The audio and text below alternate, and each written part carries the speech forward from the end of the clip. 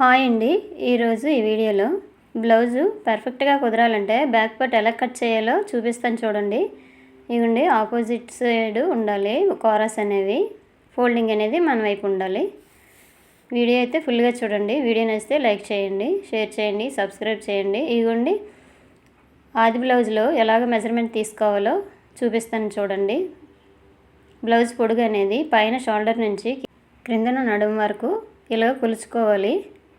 పైనుంచి షోల్డర్ నుంచి కింద నడుము వరకు చూపిస్తాను కదా ఈ వీడియోలో. ఈ విధంగా కొలుచుకోవాలి. నాకైతే 14 ఇంచీలు వచ్చింది.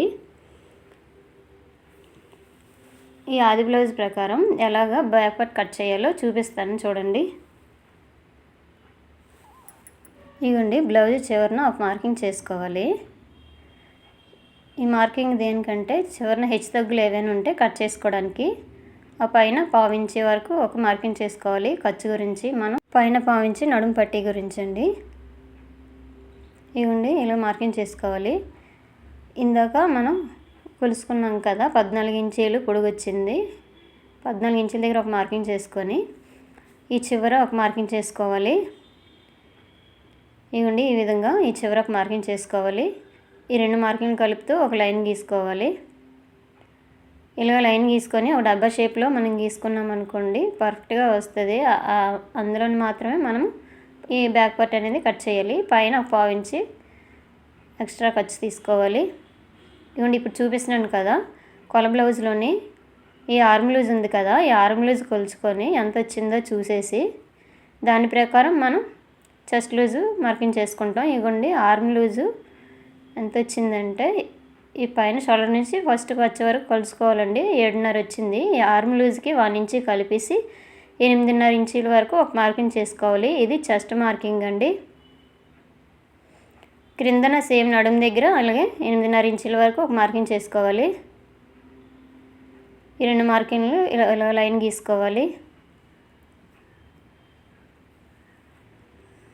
మొత్తం ఇలా షేప్ వచ్చే విధంగా ఒక డబ్బా షేప్లో మనం మార్కింగ్ చేసుకోవాలి. ఎక్స్ట్రా 1.5 లేదంటే 2 ఇంచీలు ఎక్స్ట్రా ఖర్చు గురించి మార్కింగ్ చేసుకోవాలి. ఇవ్వండి, ఈ విధంగా మార్కింగ్ చేసుకున్నాక ఇప్పుడు నెక్ అనేది తీసుకుందాం. చూడండి ఎలా తీసుకుంటాను. ఈ పైన నెక్ నేనైతే ఇది చిన్న పైన నెక్ దగ్గర 2.5 తీసుకున్నాను. 1/4 ఇంచ్ ఎక్స్ట్రా ఖర్చు గురించి తీసుకోవాలి. చూపిస్తాను కదా ఈ విధంగా. ఇప్పుడు షోల్డర్ అనేది చూపిస్తాను చూడండి ఎలాగో తీసుకోవాలో. కొల బ్లౌజ్లోని షోల్డర్ ఎంత వచ్చిందో అంతే సేమ్ మనం పెట్టుకోవాలి.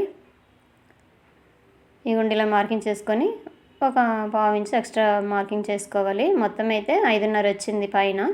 సేమ్ 5.5 ఇగో చూపిస్తాను కదా, అదే కింద వైపున ఇలా మార్కింగ్ చేసుకొని పైనుంచి చంకదింపు కూడా సేమ్ షోల్డర్ నుంచి చంకదింపు కూడా 5.5 పెట్టుకోవాలి. అది ఎలా మార్కింగ్ చేయాలో చూపిస్తాను చూడండి. ఇవ్వండి, పైన 5.5 వచ్చింది కదా, ఈ 5.5 దగ్గర మార్కింగ్ చేసుకొని ఇలాగ సేమ్ నేను చెప్పాను కదా ఇందాక షోల్డర్కి 5.5 అని ఇలా మార్కింగ్ చేసుకొని ఈ 2 లైన్లు గీసుకోవాలండి. ఎల్ షేప్లో ఒక లైన్ గీసుకోవాలి. చూపిస్తాను చూడండి ఎలా గీసుకోవాలో. ఇవ్వండి, ఈ విధంగా మార్కింగ్ చేసుకొని ఈ ఎల్ షేప్లో మార్కింగ్ చేసుకున్నాక మనం ఆర్మ్ రౌండ్ ఎలా గీసుకోవాలో చూపిస్తాను చూడండి. ఇందులోన ఇదిగోండి, ఈ కార్నర్లో 1.5 ఇంచ్ దగ్గర ఒక మార్కింగ్ చేసుకోవాలి. ఈ 1.5 ఇంచ్ దగ్గర మార్కింగ్ చేసుకున్నాం కదా, పైన ఇప్పుడు చూపిస్తాను చూడండి ఎలా గీసుకోవాలో. ఆర్మ్ స్కేల్ పెట్టుకొని ఇలాగైతే షేపు నీట్గా వస్తుందండి రౌండ్ అనేది. ఈ విధంగా ఆ డాట్ని కలుపుతూ ఇలాగ నీట్గా రౌండ్ వచ్చే విధంగా ఇలా గీసుకోవాలి.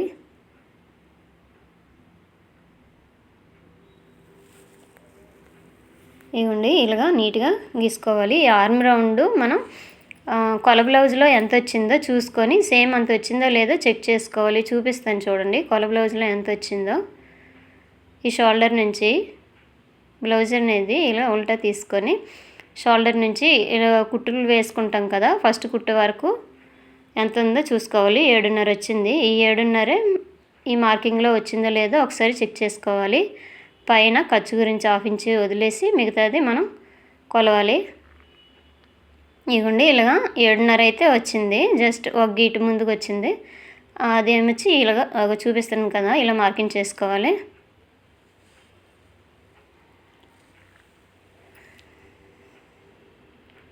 ఇగోండి రెండోసారి కూడా సేమ్ అదే విధంగా కొలుస్తున్నాను. ఈ విధంగా మనం కొలుసుకుంటే మనకు అనేది పర్ఫెక్ట్గా వస్తుంది.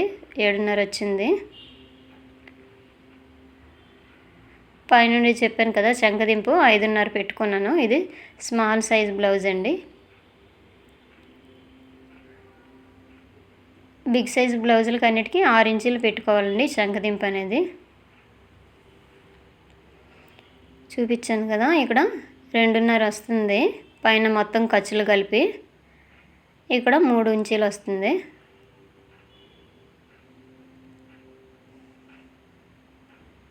ఇప్పుడు బ్యాక్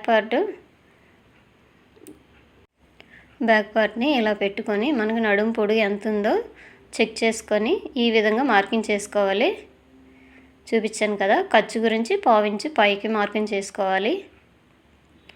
ఈ విధంగా పైన 2:30 వచ్చింది కదా, కిందన మొత్తం 3 ఇంచులు పెట్టుకోవాలండి. ఈ 3 ఇంచుల దగ్గర ఒక మార్కింగ్ చేసుకొని ఇలా డబ్బా షేప్లో ఇలా లైన్ గీసుకోవాలి. మీకు వీడియోలో చూడండి అర్థమవుతుంది. ఇలా గీసుకున్నాక ఇందులోనే మనకి ఏ నెక్ కావాలంటే, ఏ షేప్ కావాలంటే డ్రా చేసుకోవచ్చు. నేనైతే రౌండ్ నెక్ పెడతాను. ఈ రౌండ్ నెక్ అనేది ఆర్మ్ స్కేల్ ఉంది కదా, దాని ప్రకారం అయితే మనకి నీట్గా వస్తుంది. ఇది అడ్జస్ట్ చేసుకోవాలండి. ఏ విధంగా రౌండ్ ఎక్కువ రావాలా తక్కువ రావాలా అని చూసుకొని ఇలాగ అడ్జస్ట్ చేసుకొని ఇలా నీట్గా కర్వ్ తీసుకోవాలి. ఇవ్వండి ఈ విధంగా.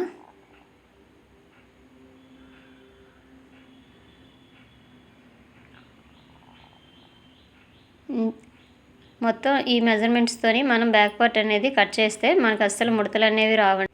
ఇందాక బ్యాక్ పార్ట్కి 8:30 ఇంచుల దగ్గర మార్కింగ్ చేసుకున్నాం కదా, అక్కడ నుంచి ఇలా టేప్ పెట్టేసుకొని ఇక టేప్ ఇలాగా సగం ఫోల్డింగ్ చేసుకొని ఇక్కడ బ్యాక్ డాట్స్ ఎలా వేసుకోవాలో చూపిస్తాను చూడండి.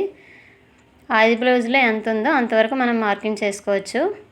ఇగోండి ఇది చిన్న సైజు బ్లౌజ్ కదా, ఇది 3 ఇంచులు ఎలాగొచ్చింది. అటు 1/4 ఇంచు ఇటు 1/4 ఇంచు ఇట్లా మనం మార్కింగ్ చేసుకుంటే మనం కుట్టేటప్పుడు ఈజీ ఉంటుంది. మొత్తం ఈ విధంగా మార్కింగ్ చేసుకోవాలండి. తర్వాత కట్ చేసుకోవాలి. చూపించాను కదా, ఈ విధంగా ఎలా కట్ చేయాలో చూపిస్తాను చూడండి. రౌండ్ అనేది ఇలాగ నీట్గా పర్ఫెక్ట్గా వచ్చేటట్టుగా ఇలా కట్ చేసుకోవాలి. ఈ లోపల కొంచెం రావాలండి. ఇలాగైతే భుజాలు జారకుండా ఉంటాయి. ఇదిగోండి ఇది షోల్డర్ దగ్గర ఈ విధంగా కట్ చేసుకోవాలి. ఆర్మ్ రౌండ్ కూడా సేమ్ మార్కింగ్ చేసే విధంగా కట్ చేసుకోవాలి. ఇప్పుడు బ్యాక్ పార్ట్కి ఆర్మ్ రౌండ్ గీసాం కదా, దానిలోన కార్నర్ దగ్గర 1/4 ఇంచు లోపుగా మనం పెట్టుకుంటే అది ఫ్రంట్ పార్ట్కి వస్తుంది. ఇదైతే అలా కట్ చేయకూడదు. ఇది సేమ్ మనం చెప్పే విధంగా కట్ చేసేయాలి. ఇదిగోండి సైడ్కి కుట్లకి 2 ఇంచీలైనా పెట్టుకోవచ్చు, లేదంటే 1.5 ఇంచ్ అయినా పెట్టుకోవచ్చు. ఈ విధంగా కట్ చేసినాక క్రిందన హెచ్చు తగ్గులు ఏదైనా ఉంటాయని మార్కింగ్ చేసాం కదా, అక్కడట కట్ చేసుకోవాలి. ముందుగా అయితే ఇదిగోండి ఈ డాట్స్ దగ్గర చిన్న కట్స్ ఇచ్చుకుంటే మనం కుట్టుకోవడానికి మనం ఈజీ ఉంటుంది మార్కింగ్ చేసుకుంటే. చెప్పాను కదా, కిందన హెచ్చు తగ్గులు ఉంటే ఇలాగా ఏవైనా ఇలా కట్ చేసేవచ్చు. ఈ చివరికి వచ్చేసరికి కొంచెం లోపల కట్ చేయాలండి. అలాగైతే ఫ్రంట్ బ్యాక్ మనం జాయిన్ చేసేటప్పుడు ముడతలు అనేవి రావు. ఇదిగోండి ఇక్కడ ఇది ఆర్మ్ దగ్గర ఇలా డాట్ ఇచ్చుకోవాలి. ఇలా కట్ చేసుకొని ఉంచుకోవాలి మార్కింగ్. ఇంతేనండి వీడియో నచ్చితే లైక్ చేయండి, షేర్ చేయండి, సబ్స్క్రైబ్ చేయండి. మొత్తం ఈ మెజర్మెంట్స్తో కట్ చేసుకుంటే పర్ఫెక్ట్గా వస్తుంది. అంతేనండి. Thank you.